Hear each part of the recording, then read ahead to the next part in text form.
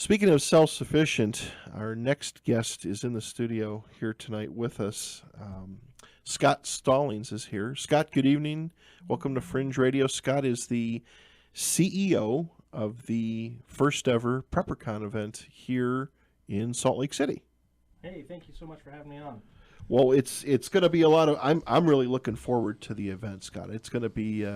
This is something that Salt Lake really needs, and maybe you can give us a little bit of background how you kind of got into putting this together and what drove you to do this, I should say. Yeah, well, it's kind of funny. I've been into prepping and survival really since I was 13 years old.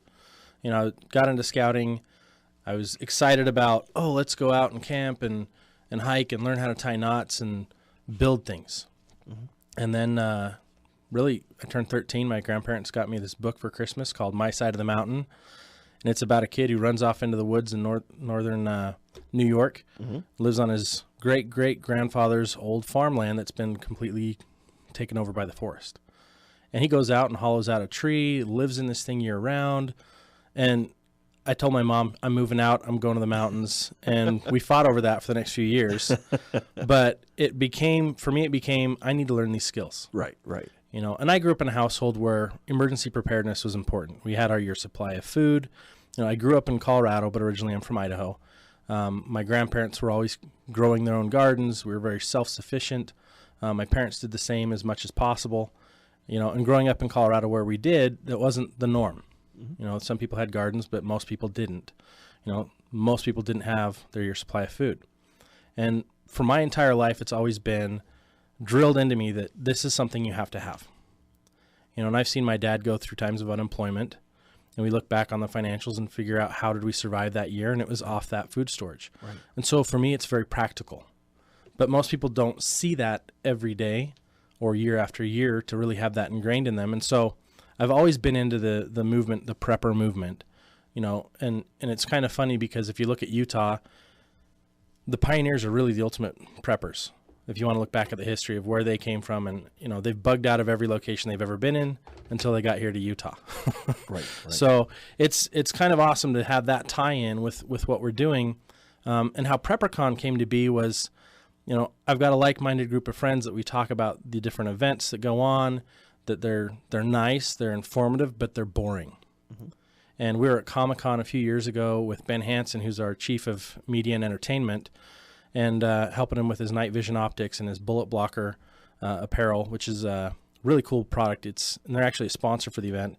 It's a backpack insert that you can throw in your kid's backpack, your backpack, whatever you want to do. They also have a blanket, but it's a level 3A bulletproof shield, lightweight, and they can carry it around with them all the time.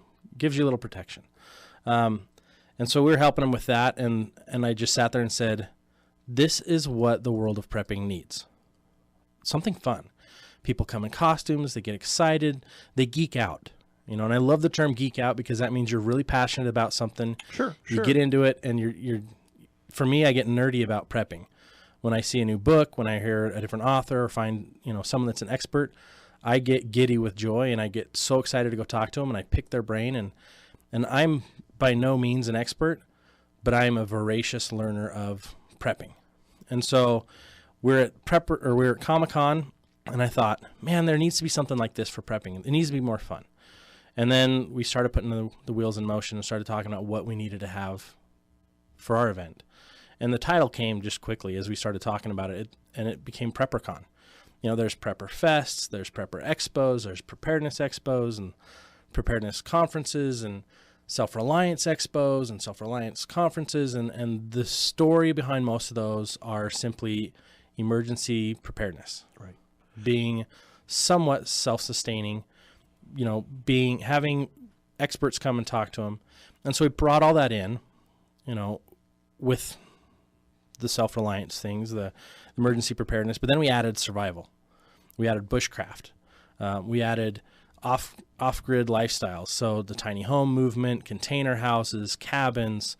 Is Jerry White going to be at your thing, the guy that's doing the containers down south? Matter of fact, we've asked him to come on the program. Before we go further, is this Sir Ben on the line, you think? I hope so. That'd be great. Let's hope so. Let's hope that he's here. Caller, good evening. Welcome to K-Talk. Hey guys, it's Ben. Oh, Sorry to join you so late. no problem. Our good friend Ben Hansen. Ben, thank you so much for taking the time. I know you've got a busy schedule, but I appreciate you stopping by and spending some time with us. Yeah, thank you. Just listening in and talking about the origins of PrepperCon and all that. It's one of the many things that I'm involved in right now. But like Scott said, it's something unique. It's something cool with a lot of passion and energy that we haven't seen before in this field, and that's what we're all about. Well, one thing it sounds like to me, guys, that's going to be cool about this is a lot of these, if you want to call them prepper cons, I mean, that's, of course, the name you went with, but so many of them, I think it's cool that what you're going to do is you're going to make it fun because they're either the outrageous crazies or they're the doom and gloomers, dig a hole and stick your head in and burrow, or kind of like the extreme prepping, some of the reality shows where, you've got the 350-pound housewife trying to learn judo and has the guns buried behind the strawberries. And I mean, I think all it did was kind of make a fool out of preppers, but to have some fun with this, but yet to realize the seriousness of it and how many of us, and I include myself there. I know that Utah and Idaho tend to be with the church here, with the religious base here of being prepared. But I know myself, we don't have much in our pantry, and we really need to, because when it hits and happens, it's too late. Absolutely. And that's really our mission. Is we've seen throughout history, whenever something happens, everyone reacts. And those that react are usually the ones that it's already too late for them. If you've been preparing, and if you've had a plan in place and you have the resources ready, your stress levels are down. You have a plan. When something happens, you're not reacting, you're acting. You already know what you're going to do. Right. And those are the people that are going to survive.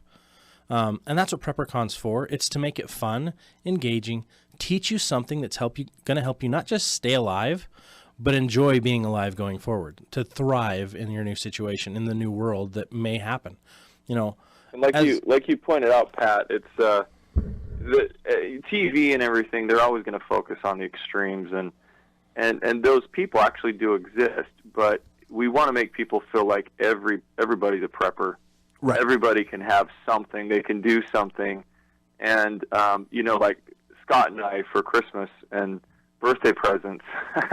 There's not much out there that I really want anymore than just I put things for prepping on my list, and that's, you can do it little by little, and you don't have to be extreme about it. It's learning things like that, and that's what we're trying to do, is help people ease into it so they don't feel like one of those guys hiding out in a bunker.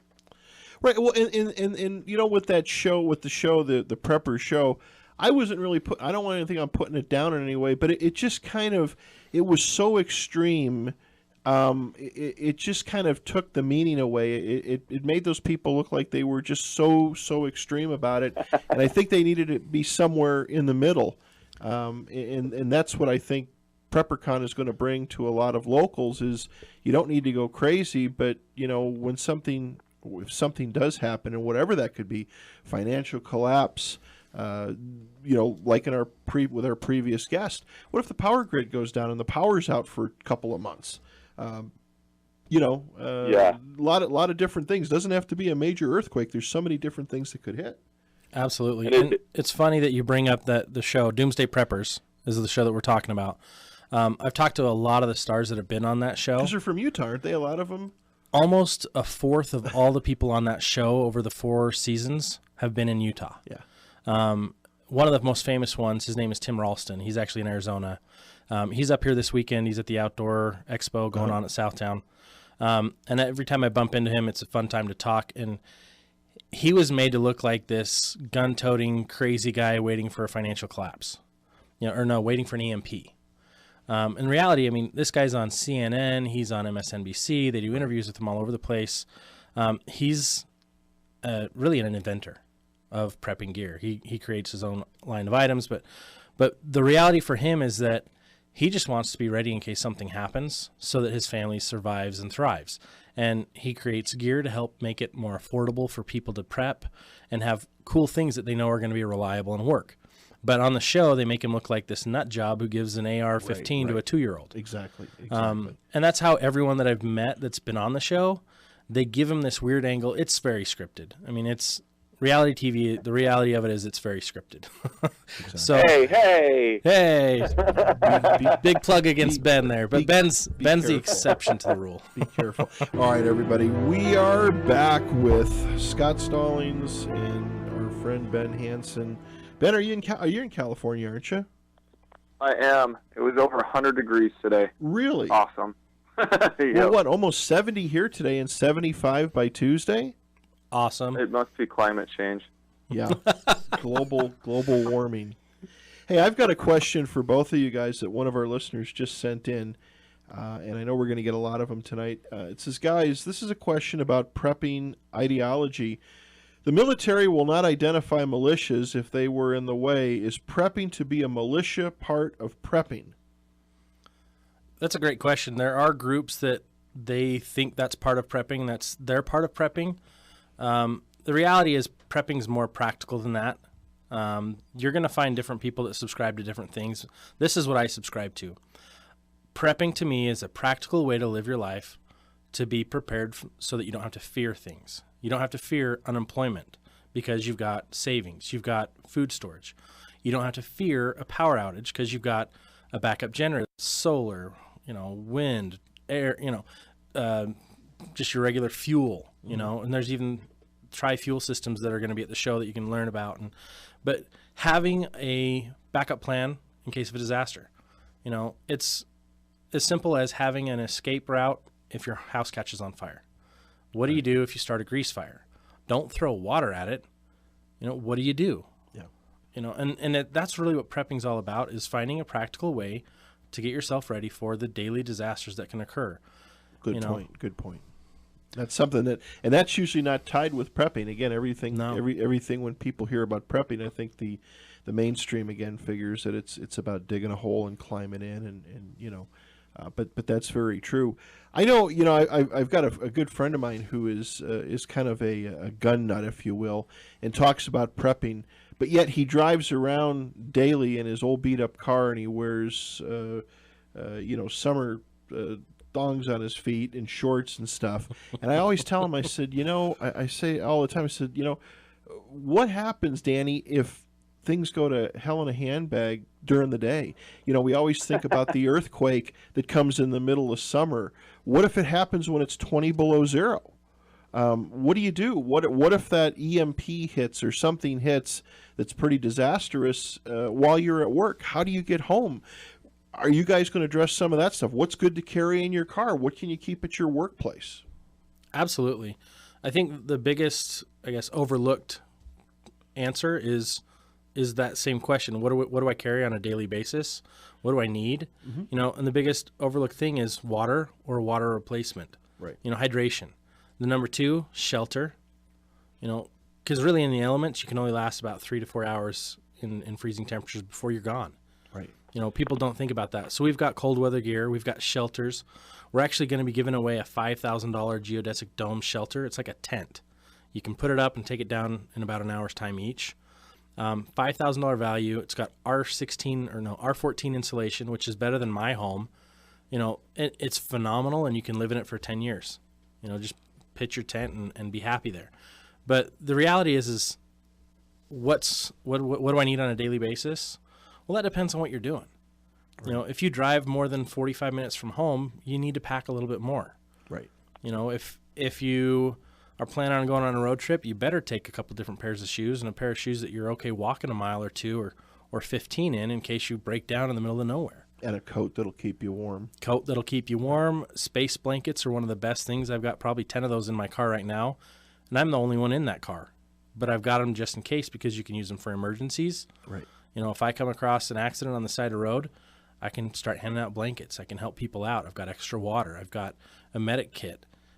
Those are the basic things you've got to have. You've got to have some extra blankets. You've got to have some water. It's good to have some tools. Mm-hmm. Definitely have some jumper cables in your car. And I think a good example, guys, we saw here with all the snow up in the north and the northeast, some of these people that were stranded, was it in Pennsylvania, where they were stranded for a day and a half And that was, people just going to the store. The storm hit. A couple of major accidents closed some major thoroughways, and people thought they were going to be home in 45 minutes. And, it was 24 plus hours later that they had to camp out in their car with their kids. Yeah. I guess from you got to remember that the people who sit back and think, well, the government will have it figured out, they'll come and save us, they've got families too. Right. And they've got the people who run the snow plows, they have requirements to have fuel that will supply the snow plows. Or, emergency vehicles only have so many ambulances, to come and take you to the hospital. And we saw this in Katrina, and we can learn from these major disasters. And we've talked to people with really impactful stories, like that were living in Tokyo, when the earthquake struck. And they had to find a way back through the subway systems or things that weren't functioning anymore. How do I get back home? Right. You guys living up in Utah, you have a slight advantage in that most of the metropolitan, you're really only about 15 miles or so from your home, and if you had to walk, you could get home in a day. Right. But down here in LA, man, I could be so far away from home, and there's nowhere to go. This is not like Katrina, where we would have to fight it out. Everyone that's trying to get to Vegas, forget it. There's no hotels. You're going to be out of fuel. The shelves in the grocery store, everything's going to be empty within an hour, easily. If you're allowed to even buy food there anymore. Right. So you're going to have to battle it out at home with what you have, and really hunker down and be on your own for at least, estimates originally, they talk about 72-hour kits. But what we've seen and experienced, you should prepare for about a good 2 weeks. Absolutely. Let me ask you, Ben, you were for several years, you were with the FBI.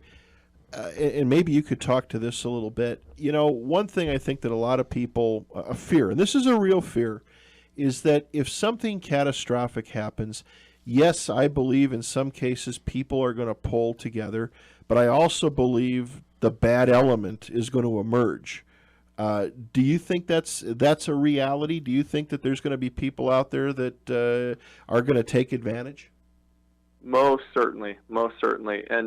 And the greatest, I'm also a firearms instructor, and I teach the California concealed class and Utah and all that. And one thing I teach my students is when there is a disaster, look at the examples we've had like Katrina. Utah is pretty good about protecting its own citizens by allowing them to still have methods to, protect themselves. But right. Even if you don't have anything to protect yourself with, even worse, you have suddenly thousands, if not hundreds of thousands of people who are without their medications, who should be on, psychotropic drugs or pain meds. Right. People who normally would be, very peaceful. You've got people who aren't on meds who suddenly just become very hungry. And then you have the opportunists who, like in Katrina, automatically started looting. Right. The behavior of people is so strange. You look at, they win a championship basketball game. They'll loot when they're happy. They'll loot when they're mad. They'll loot when they protest against a court decision. People will loot for anything. So if you have an emergency, that element is tenfold going to increase. And there are just not enough people, local and federal law enforcement, to be able to handle this. Well, I mean, look at Ferguson. How that riot was incited. I know that there was not a lot of media coverage unless you watch. I actually watched CNN's live feeds from their helicopters. It was pretty obscure, but again, all those people went crazy, burning down houses and businesses and beating people up, and that was over something that really, at the end of the day, had no effect on them. And I think what you're getting at is that when you sit there and go, well, now the power's off, or the heat's off, now we're going to be cold, now my kids are going to be hungry. It's one thing when it's some sort of a some sort of an emotional event that causes that type of destruction. But now when you throw a real physical factor in, those, like you said, that may go 30, 40 fold. People they may just go off the edge. Absolutely. I was pretty fortunate. I was actually in Florida in 1998 and 1999. And in February of 1999, they had what they've called it the Night of Tornadoes, which was the deadliest tornado event in the history of Florida. I actually lived about 5 minutes away from where those tornadoes were touching down. It happened at night, so no one was prepared for it. No one was ready for it. And the neat thing about that whole experience is I spent the next 3 weeks helping dig people out. Well, not dig people out of their homes, but clean up the homes. Right. The homes that were knocked down, help clean up the debris in the trailer parks that were wiped out. And I saw the community come together. And ideally, that's what we want to see happen in a disaster. That's what PrepperCon is for, is to teach people how to come together and work together in a disaster. Then we look at Katrina, which the opportunists, the crazies, and everybody else that got frustrated started looting and hurting their neighbors. And the thing about looting that doesn't make sense to me is, okay, the grid's down. Why am I stealing this big screen TV? The levee's breaking. It's going to flood my house, and I go put all these TVs in my house. What do I expect to get out of this? Right. And people do really silly things in drastic situations. Now take away your food, get really hungry. Right. How are you going to behave after 3 days of no food? Well, what gets me, and I've brought this up on several occasions just to get your guys' take on it. First of all, Ray Nagin, bringing in all that outside, militia-type police force, taking people's guns away from them. I can't imagine the psychological effects. Some of those people being up in those attics where the water is up, their house is flooded. They've lost everything.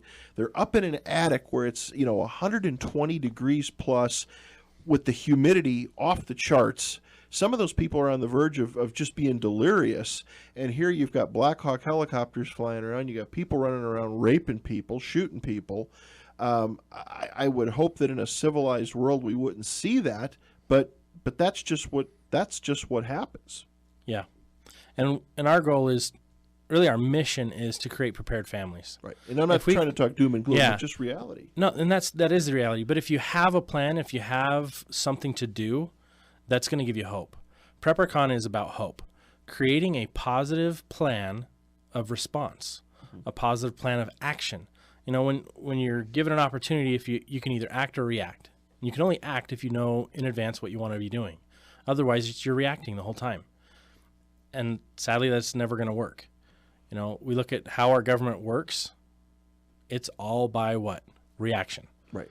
Love it or hate it, that's just how it is. Right. So we need to be acting for ourselves, become self-reliant, get the gear we need, and that's up to each person to decide what they really need. And that's the fun thing about PrepperCon is we show them so many different ways to prepare. They're going to buy into one that really hits a tone with them. And they're like, yeah, that's me. That's what I need to do. And that's our hope and that's our goal. And we try to make it as fun as possible. I mean, we've got simulation situations where we've got a gun range that's indoors. It's not a live ammunition range, just for clarifications. Right. It's a laser targeting range, and you can win prizes and it's fun. We've got a kids demonstration area with bow and arrows, and they're soft, squishy styrofoam tip arrows, but you get the same feel. And kids can target practice with those, and they can buy toys to go home with. And we've got a smokehouse where they can actually come through and see what it would be like in a fire. It's put on by the fire department. We've also got a rumble house, which kind of simulates earthquakes. Mm-hmm. So we've got those coming. And we've got live demonstrations. We've got everything from self-defense to how to store your food properly, how to get the most life out of your food storage. And we talk about all the different types of food storage: water storage, aquaponics, hydroponics, urban gardening and urban landscape, medicinal use of any kind of plant you find in the wild. And we've got experts that come in because we're not experts. We don't know. And to be honest, I developed the original idea for PrepperCon thinking about, if I were to go to the ultimate, most exciting preparedness event ever, what do I want there? And that's where it started. And then we brought in The other founder was Josh Minson. We brought him in, and he's a big prepper, and he's just like, well, we got to have this, we got to have that. And he just starts going off on all the list of, sustainable energy. What are you going to do when the grid goes down? Okay, here's my backup plan. And so we started talking about that. And then we brought in Nanette Hansen, who in her area, she lives in Bountiful, and she's a preparedness guru. I mean, she's written action plans and booklets for families and has been distributing those for years. And then we're like, well, we need to have more fun. It can't be the normal doom and gloom. It's got to be exciting. It's got to be engaging. It's got to be something where someone who's never thought about prepping before gets intrigued enough to come. And so then we brought in Ben. Ben is our media guy.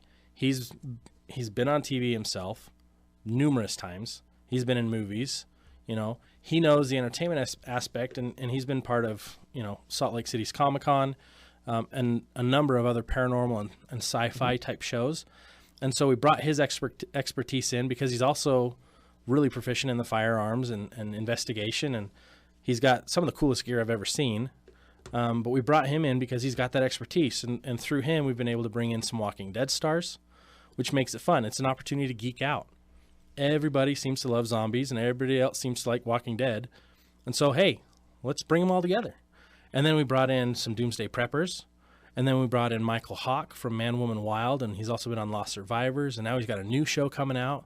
I think it's called like the Mariner Challenge. I'd have to double check on that, but it's exciting. It's fun. And it's all about survival. It's all about preparedness. It's all about the geek out aspect. Go have fun with this. And they've got some of the coolest gear they're going to be showcasing. I mean, it is really, really cool. There's going to be a lot to see, a lot to do. Yeah, it's going to be so much fun. It sounds like it's going to be very interactive, which is good for especially young people, for the kids today. I mean, it's the adults like to read stuff, but kids like to participate. And if you can put them through that, like you said, what if the house is on fire? A lot of kids don't know what to do. Yeah. We've always been told, hit the floor and get the heck out. But there's a lot of kids that just don't understand that. Yeah, I mean, just the simple stop, drop, and roll. Right. If you get lit on fire somehow. Even adults forget that. Yeah. We don't practice. Yeah, right. we all panic. Sure. But if you practice these things, and if you get yourself engaged in these things, you've got a plan and you've got a way to get through it and hopefully survive. And the fun thing is we've made this so that the kids 12 and under are free. It's really affordable for tickets. It's $10 online if you buy them in advance, $14 at the door. We've also got 2-day passes you can buy for $18 online. And if you use the promo code KTALK, which is KTALK, you get an extra $2 off your ticket. Sounds cool. So bring up the radio station when you go to the door. Absolutely. All right, everybody. Welcome back to Fringe Radio. In the studio here in Salt Lake City is Scott Stallings. He is the CEO of PrepperCon, and our good friend Ben Hansen is on the other end. Ben, I got a question for you. What happens if the aliens attack? Well, according to the Air Force, they have a plan for that too. Okay. It used to be in their manual. Well, maybe not attack, but it used to be in the Air Force manual that what to do with a crash. They had a certain way that we would respond and set up vehicles and keep the public away. So probably in some secret classified handbook, there's a plan for alien invasion. Gotcha. And I guess if they're throwing humans into the back of the tripod thing and grinding them up, well, you got your 45 and you can make your own decisions right then and there. Well, you let your neighbors go talk to them and make the first maneuver, and then you just sit back with your long-range rifle. Exactly. Make sure you're okay. Exactly. Our good friend Bob from the East Coast writes in and says, guys, what are your views on how long the prep is viable? If it's a vast debacle, why bother? How long does prep sustain? And at some point, you just have to roll over and transition. Well, I could field that question. I think if you're good enough at what you do, think about how people used to live. When people actually used to farm and make their own food and do their own stuff, you can live indefinitely. Right. We don't need to depend on society. We don't even need electricity. But if you want electricity, you can make your own. Right. There are people doing this. So how long is it supposed to last? I don't have a crystal ball, and I can't say that this will ever come to time, but there may come a time where society collapses to a point, the economy or something other than that we get turned back, 50 to 100 years, and we just, society can't keep up with whatever precipitated that event, and so you're not going to be totally without the comforts of modern day living. I think eventually society will recover to some point, but I don't know, like, how long you're supposed to live. Minimally, I would say people need to be able to survive on their own for a couple weeks, until some type of government assistance is available. But, the more that we're looking at scenarios across the world, even that's really not enough. Right. Yeah. Even the FEMA handbook got changed. It used to say that all you need on hand is a 3-day supply of food and water.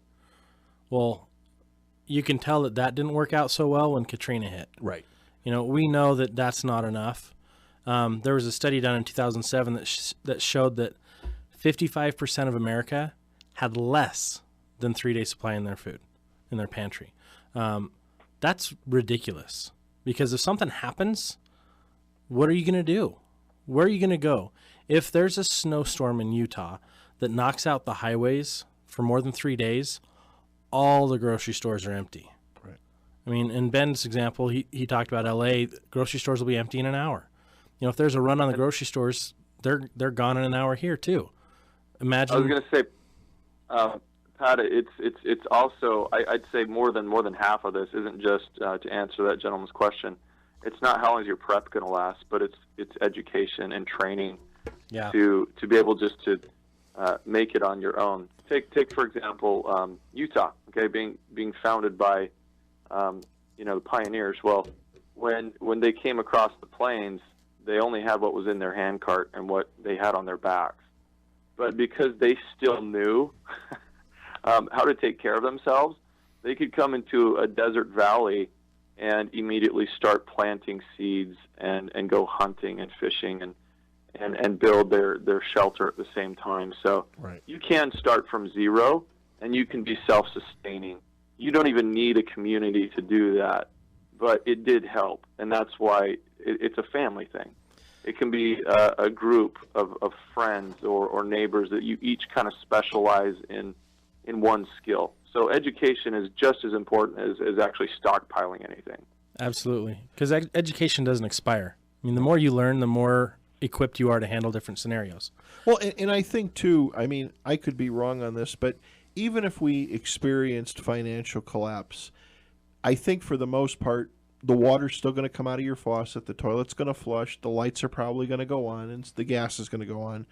I think where we're going to see a real problem is with getting products, with food and stuff. And I'm not saying some of those services in time won't go off or deteriorate, but unless it's a disaster, I mean, people talk about financial collapse. Well, I don't know if necessarily we're all going to be in the dark tomorrow night with candles on the table. Right. It's going to happen slowly. But again, the biggest thing, like you guys said, food. If you go to the store and you don't think twice about it and the place is just wiped out, now what are you going to do?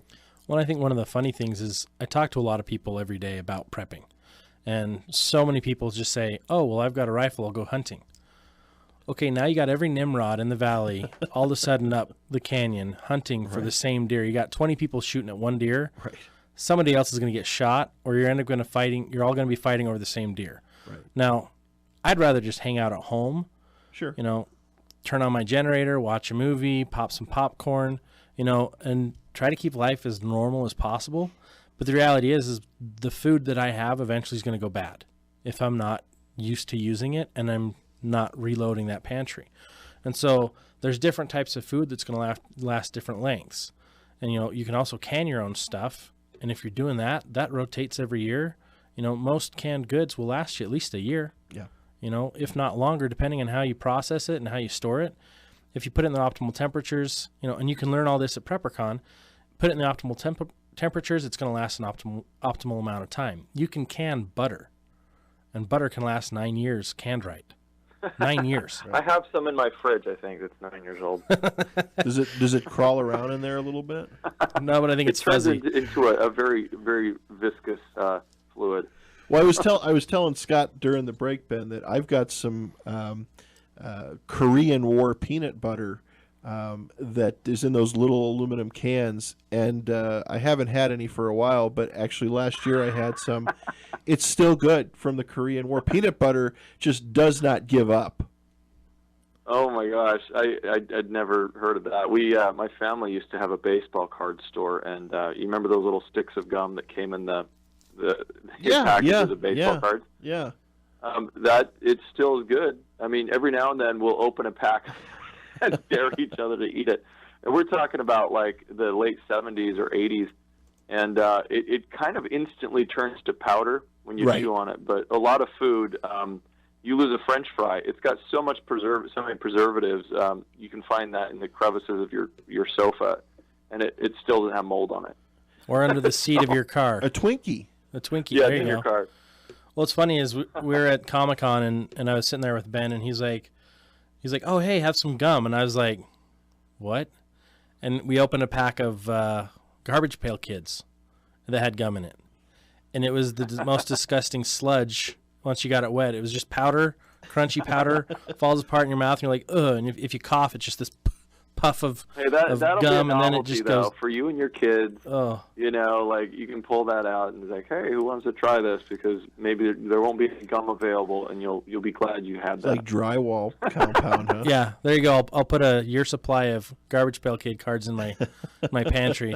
Pull out the sticks of gum and then use the cards for entertainment. What kind of card? So was it just baseball cards or novelty cards, Ben? Did you do it all? Well, we had everything. We had baseball, basketball. We got into the novelty stuff. So my friends now buy me little gifts. I've got X-Files. I still don't have the whole set of the couple seasons, but I have E.T., you know, way back from all that stuff, and we sold it all in comic books. Wow. I was going through an old box that I had from years and years ago from when I was young, when I lived back in Chicago. I don't know if you guys remember, maybe I may be a little older than you, but the Wacky Packs.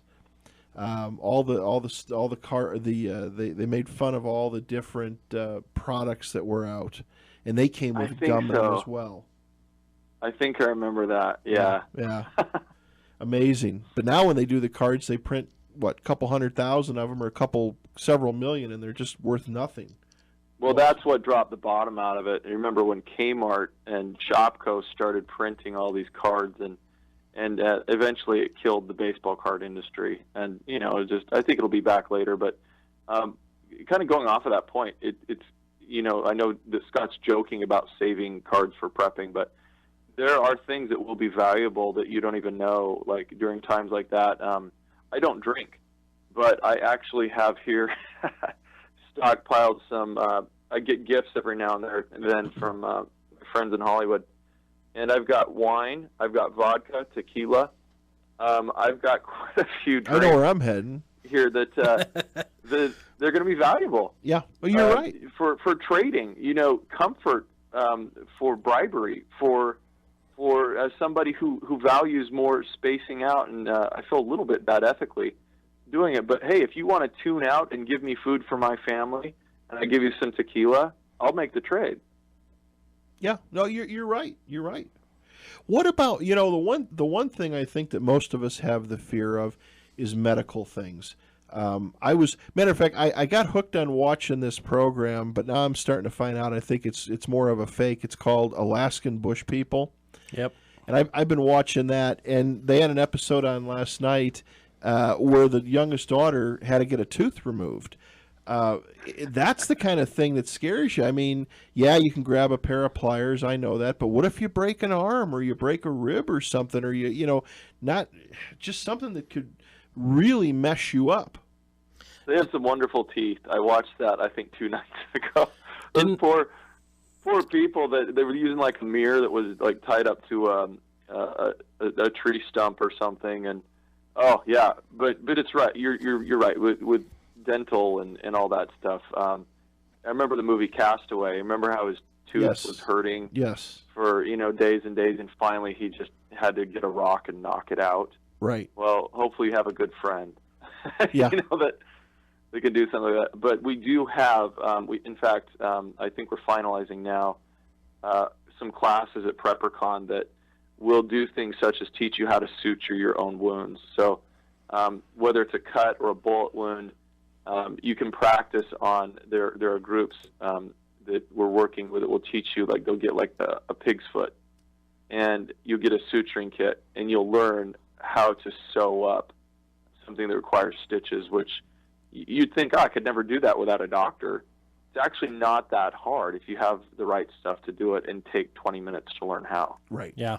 And the fun thing is, I mean, you don't know what you don't know. Come to PrepperCon. We've got those classes. We've got your basic first aid, your advanced first aid, your suturing classes. One of our sponsors is Minuteman RX. And their mission is to create their own version of the Red Cross in everybody's household so that you're your own first responder. And so they're going to provide some classes along those same lines so that you know what to do when something happens. As well as we're working on getting some hypnobirthing and some birthing in the wild instructors so that... What did you call it? Hypnobirthing? Hypnobirthing.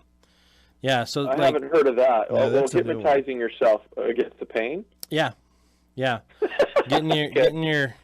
you don't have an epidural anymore because you're out in the wild, but they teach you how to manage that pain, I'd like self-manage. to see that. Are we going to have a live demo? Well, there is, if you search on YouTube, there is a woman up in Montana that's had 4 kids that she self-delivered in a creek. Yep. Have you seen it? But wait. You're going to tell me that your guys' wives, and I'm soon to be married here, you're going to tell me she's going to go, well, I guess maybe she doesn't have a choice, but you're going to sit her down and be like, look, we don't have any epidurals for you, so I'm going to hypnotize you. Let's see how this works. Yeah, I can answer that in the exact opposite. My wife is not at all interested in that. However, her sister is very much interested in that. And it's funny how polar opposite they are in that regard, but they're best of friends. But no, that's self-birthing. That I didn't realize that is more common than people think.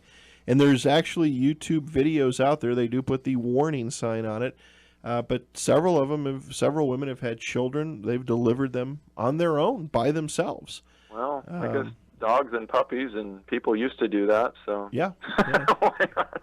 Yeah, why shouldn't we continue? Right. I mean, Obamacare is supposed to make it easy for us all to get our own, health care, right? So what happens when the hospital shuts down? Exactly.